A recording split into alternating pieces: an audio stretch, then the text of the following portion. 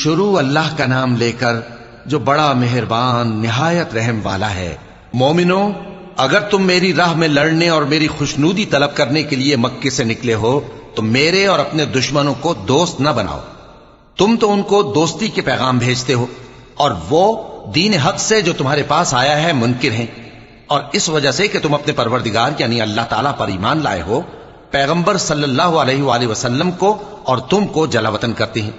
تم ان کی طرف پوشیدہ پوشیدہ دوستی کے پیغام بھیجتے ہو، اور جو کچھ تم مخفی طور پر اور جو علل اعلان کرتے ہو وہ مجھے معلوم ہے، اور جو کوئی تم میں سے ایسا کرے گا وہ سیدھے رستے سے بھٹک گیا۔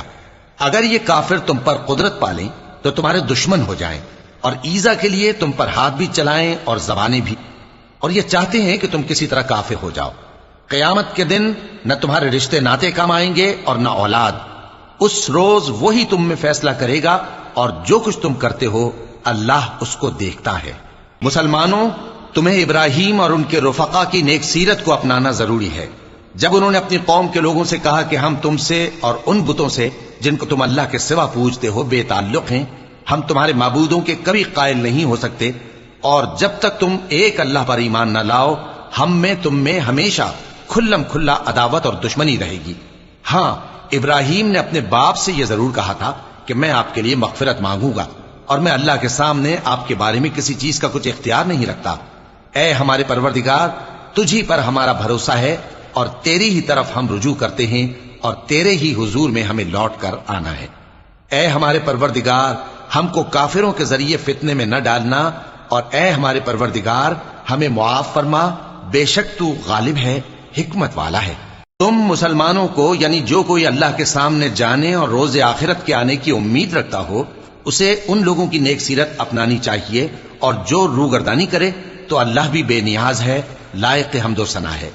عجب نہیں کہ اللہ تم میں اور ان لوگوں میں جن سے تم دشمنی رکھتے ہو دوستی پیدا کر دے،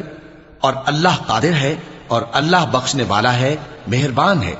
جن لوگوں نے تم سے دین کے بارے میں جنگ نہیں کی اور نہ تم کو تمہارے گھروں سے نکالا، ان کے ساتھ بھلائی اور انصاف کا سلوک کرنے سے اللہ تم کو منع نہیں کرتا۔ اللہ تو انصاف کرنے والوں کو دوست رکھتا ہے۔ اللہ انہی لوگوں کے ساتھ تم کو دوستی کرنے سے منع کرتا ہے جنہوں نے تم سے دین کے بارے میں لڑائی کی اور تم کو تمہارے گھروں سے نکالا اور تمہارے نکالنے میں اوروں کی مدد کی۔ تو جو لوگ ایسوں سے دوستی کریں گے وہی ظالم ہیں۔ مومنوں، جب تمہارے پاس مومن عورتیں وطن چھوڑ کر آئیں تو ان کی آزمائش کر لو، اور اللہ تو ان کے ایمان کو خوب جانتا ہے۔ سو اگر تم کو معلوم ہو کہ وہ مومن ہیں تو ان کو کفار کے پاس واپس نہ بھیجو کہ نہ یہ ان کو حلال ہیں اور نہ وہ ان کو حلال ہیں، اور جو کچھ انہوں نے ان پر خرچ کیا ہو وہ ان کو دے دو، اور تم پر کچھ گناہ نہیں کہ ان عورتوں کو مہر دے کر ان سے نکاح کر لو، اور کافر عورتوں کے ساتھ تعلقات نکاح باقی نہ رکھو، یعنی انہیں کفار کو واپس دے دو، اور جو کچھ تم نے ان پر خرچ کیا ہو تم ان سے طلب کر لو، اور جو کچھ انہوں نے اپنی عورتوں پر خرچ کیا ہو وہ تم سے طلب کر لیں۔ یہ اللہ کا حکم ہے جو تم میں فیصلہ کیے دیتا ہے،